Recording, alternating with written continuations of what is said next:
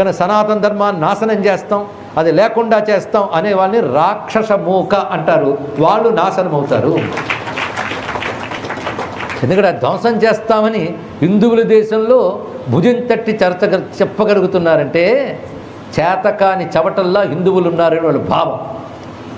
అది వాళ్ళు కేవలం భ్రమిస్తున్నారనేటువంటి సత్యాన్ని త్వరలో మనం రుజువు చేస్తాం, అందులో సందేహం లేదు. అందుకే దేవతలకి విష్ణువు మూలం. విష్ణువు అంటే సనాతన ధర్మస్వరూపుడు. కనుకనే మనం చేయవలసినది సనాతన ధర్మానికి ఆయువు పట్లేవో వాటిని దెబ్బతిద్దాం. సనాతన ధర్మ ఆయువు పట్లు ముందు వేదవేత్తలు. అందుకే వీలైనంత బ్రహ్మద్వేషాన్ని వ్యాపింపజేస్తాం. బ్రహ్మద్వేషం ఏంటి?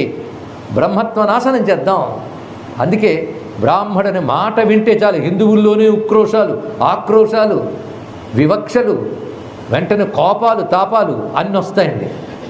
అవునా లేదు? ఎందుకు పరిస్థితి ఏర్పడింది? రాక్షసుల ధర్మాన్ని దెబ్బతీయాలనుకున్నప్పుడు బ్రహ్మద్వేషాన్ని వ్యాప్తి చేస్తారు. అది ముందు చేయవలసింది తస్యచ బ్రహ్మ గో విప్రాస్తపో యజ్ఞా సదక్షిణా. గోవులు, విప్రులు, వేదములు, తపస్సు, యజ్ఞములు వీటిని నాశనం చేస్తే ధర్మం దెబ్బతింటుంది.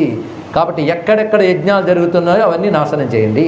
ఎక్కడెక్కడైతే వేదవేత్తలు ఉంటారో, తపోజీవులు ఉంటారో, అలాగే అర్చన క్రతువులు మొదలైనవి చేస్తున్నటువంటి ఆ విప్రులు ఉంటారో వాళ్ళందరినీ సంహరించండి.